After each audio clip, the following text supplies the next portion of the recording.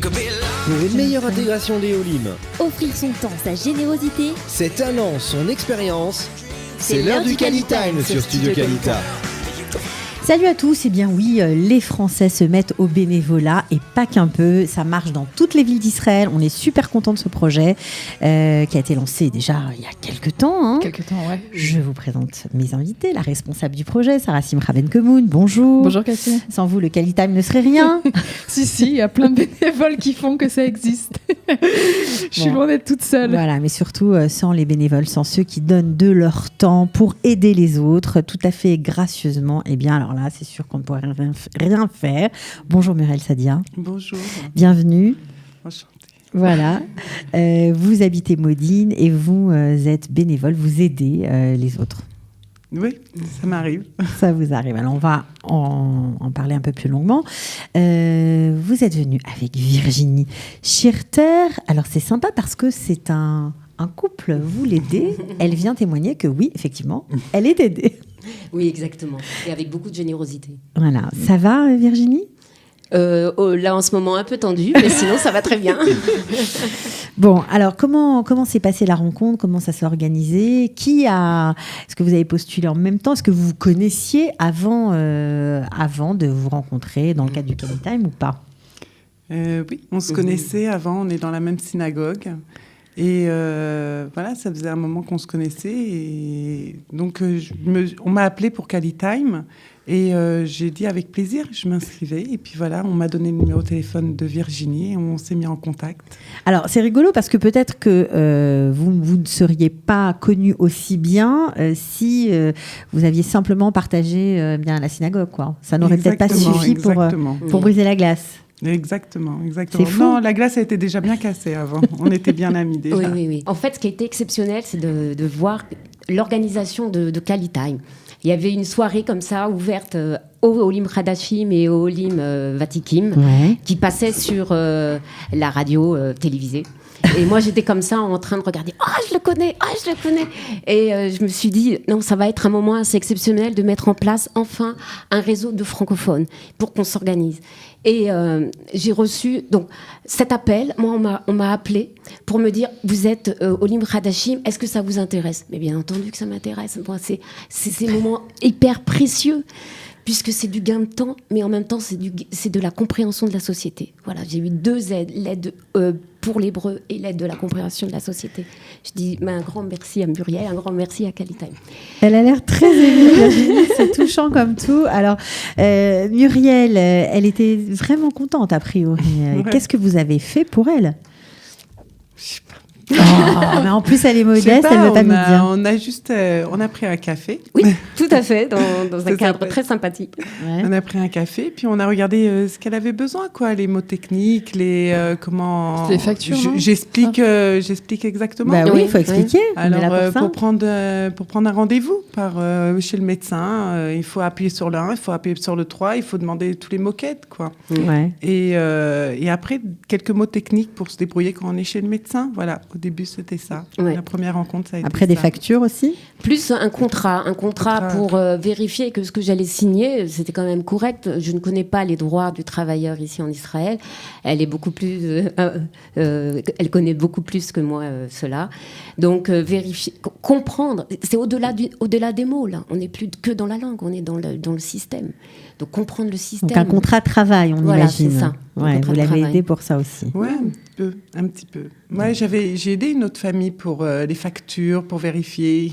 Une autre famille, elle avait payé 2 fois. Elle ne comprenait pas pourquoi elle avait reçu un zikouille, un remboursement de l'électricité, parce qu'en fait, elle avait payé 2 fois la même facture. Donc, on a appelé, on a vérifié, voilà, d'autres choses. Mais avec Virginie, c'était plus le contrat et les médecins. Voilà. Qu'est-ce que ça fait, Sarah, quand on voit son projet prendre forme ? Parce que là, on vous reçoit toutes les semaines. On commence à voir que il y en a, ça marche dans toutes les villes. On a reçu Jérusalem, on a parlé de Hedera il n'y a pas très longtemps. Là, on est à Modine. C'est chouette, ça non ? fait extrêmement plaisir.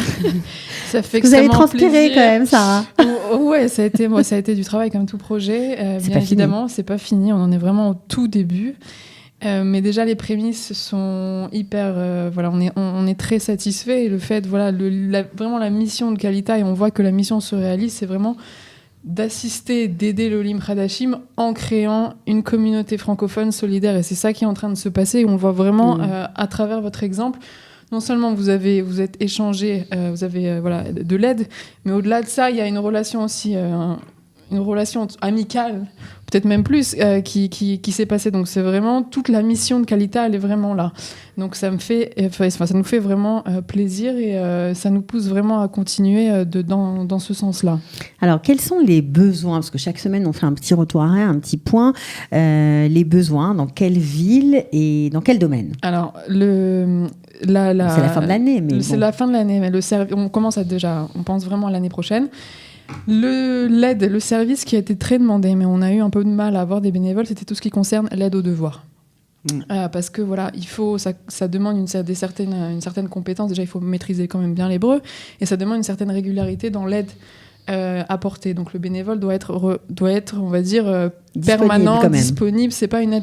Il y a deux types d'aides. Donc, il y a les aides permanentes, régulières, et il y a les aides ponctuelles. Et l'aide aux devoirs, c'est vraiment quelque chose qui est permanent pour que vraiment les élèves avancent et progressent. Donc, on a vraiment besoin de personnes, des bénévoles. Ça peut être des jeunes étudiants, ça peut être des jeunes professeurs qui vont aider à la maison des petits, donc soit des petits ou même des plus grands dans le primaire ou secondaire. Donc, on a vraiment besoin de ces bénévoles-là, de ces volontaires-là. D'accord. Alors, vous avez un autre projet qui se lance, c'est un partenariat avec l'hôpital Laniado. Alors, tu en sais beaucoup, Cathy. Natania, pardon. Natania. Voilà. Alors, on a été contacté par le directeur de l'hôpital Laniado de Natania. En fait, l'idée, c'est toujours d'aider vraiment les Olim francophones dans différents domaines. Donc là, dans ce cas-là, on est à l'hôpital. Voilà, le directeur de l'hôpital nous a contactés pour avoir un maximum de bénévoles francophones qui puissent accueillir les francophones, les Olim Hadashim notamment à l'hôpital, puissent les orienter, puissent les guider de manière à ce qu'ils ne soient pas perdus quand ils arrivent à l'hôpital. C'est vrai que même si on est à Natania, à l'hôpital Laniado, personne ne parle français.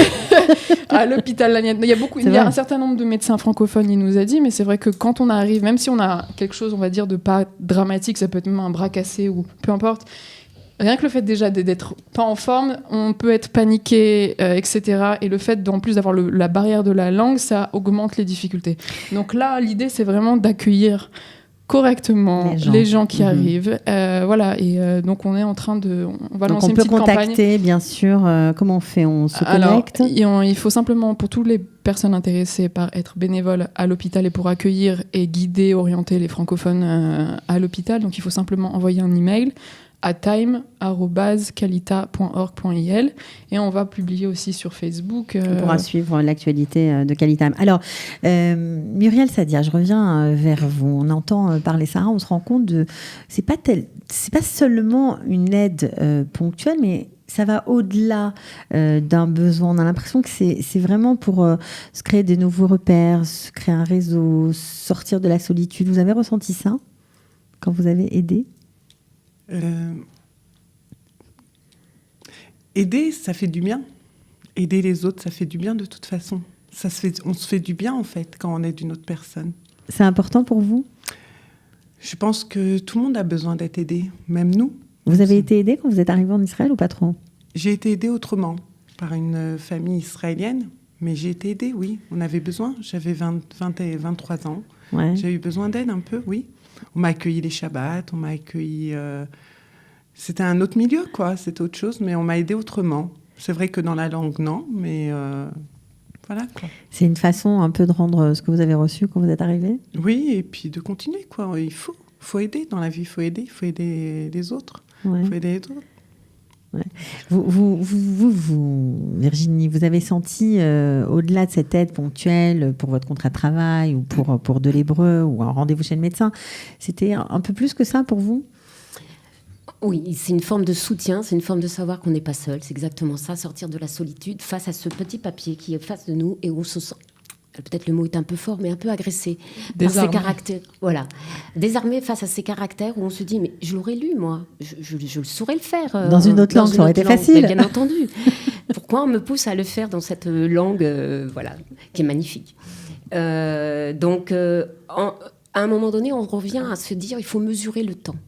Et donc, le QualiTime, exactement, va très bien avec. C'est qu'il faut prendre les proportions. Quel est le moment où il faut demander de l'aide pour qu'on aille à l'essentiel face au temps qu'on va faire pour se soulager et se dire « je serai capable ». Je vais me débrouiller et je vais le décortiquer.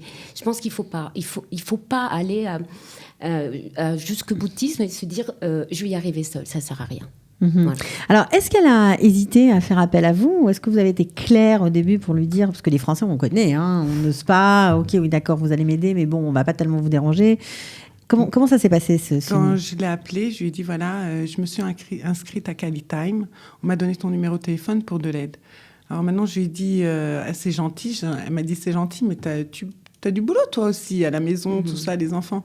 Je dis, oui, mais je me suis inscrite. Donc, c'est que je veux te donner de mon temps. Et donc, il ne faut pas être gêné. Il faut m'appeler. Je vais t'appeler. On va se voir pour des choses à droite, à gauche. Je veux te donner de mon temps. Et ça l'a mis à l'aise, je pense. Oui, ça a mis à l'aise. C'était le but. Et en réalité, je me suis inscrite à QualiTime pour que les gens ne soient pas gênés de demander. Je propose mon aide, mais c'est pas c'est pas en l'air, quoi. C'est vraiment, c'était vraiment Alors, de l'aide. C'est intéressant ça, pour vous, Sarah, parce que le fait d'avoir un cadre, ça veut dire que ça légitimise les choses. Et ça allège la demande. Ça allège les gens. C'est sympa. Donc il faut vraiment pas hésiter à...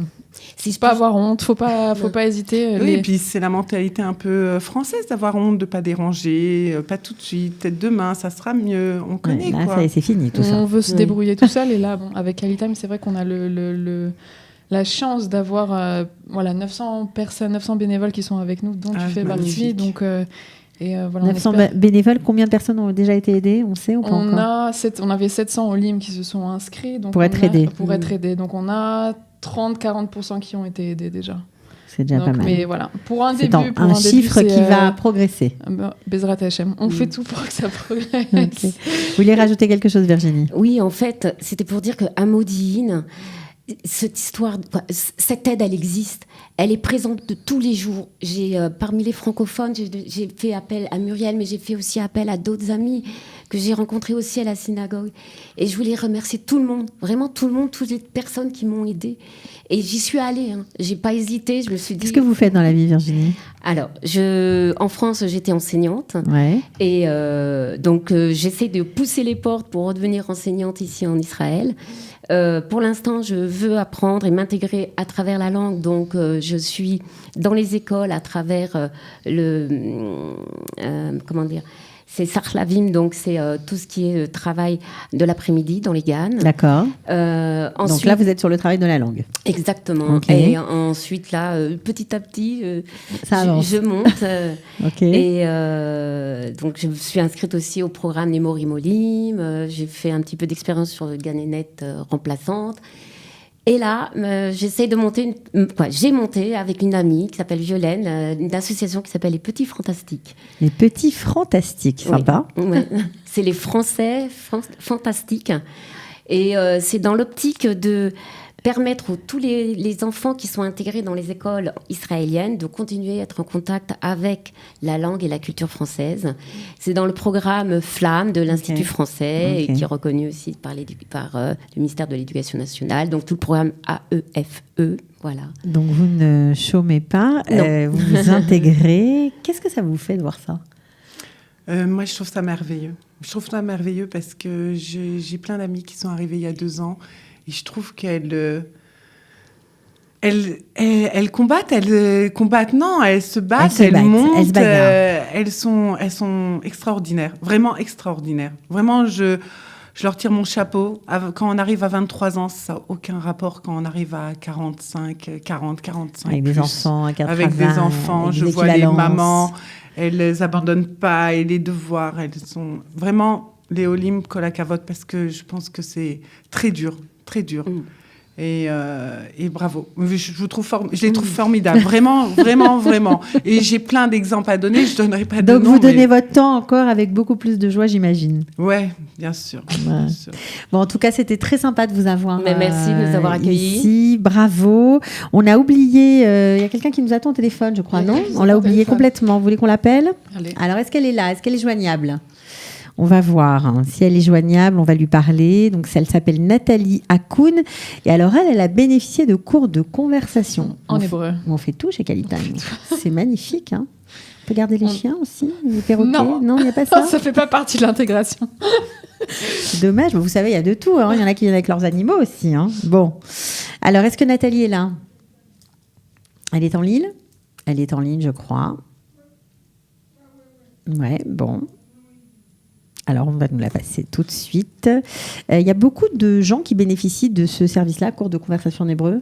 Il y en a beaucoup, et il y en a beaucoup qui ont demandé. Et c'est vrai qu'on a besoin aussi de bénévoles dans ce domaine-là. Donc, pour parler en hébreu, avoir des cours de conversation. Parler en hébreu, que ce soit dans un café. Voilà. Ok, alors Nathalie Hakoun est en ligne. Bonjour Nathalie. Oui, bonjour.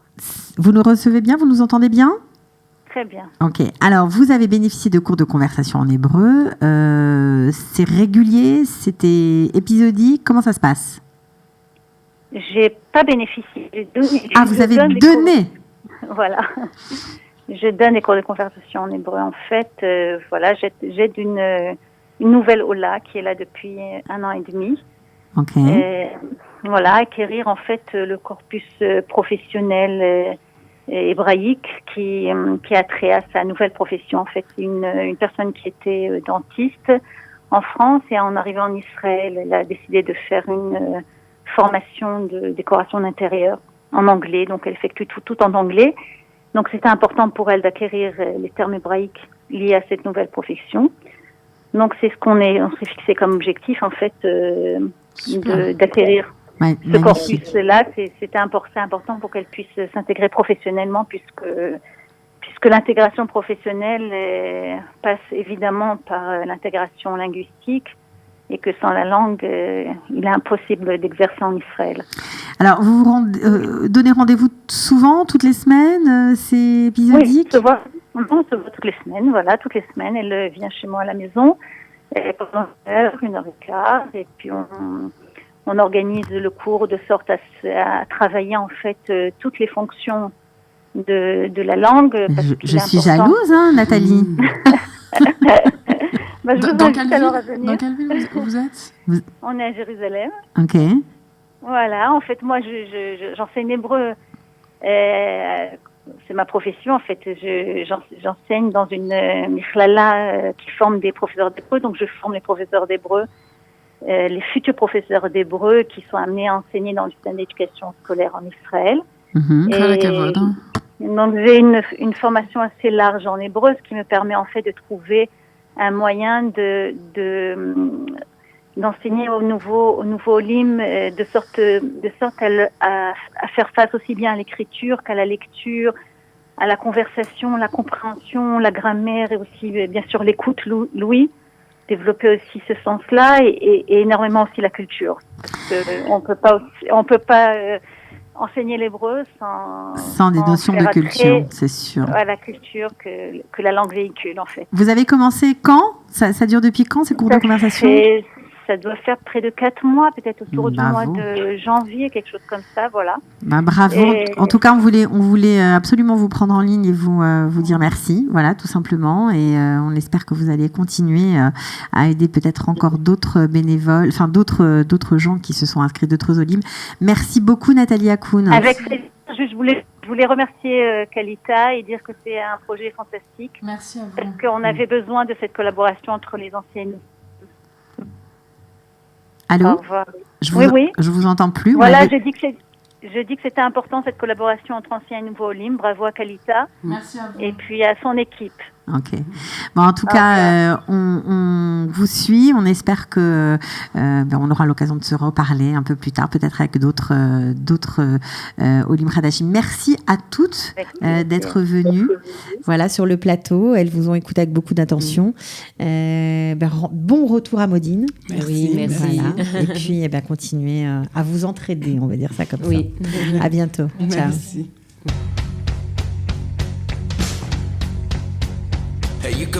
Pour une meilleure intégration des Olim, Offrir son temps, sa générosité, ses talents, son expérience, c'est l'heure du Qualitime sur Studio Qualita.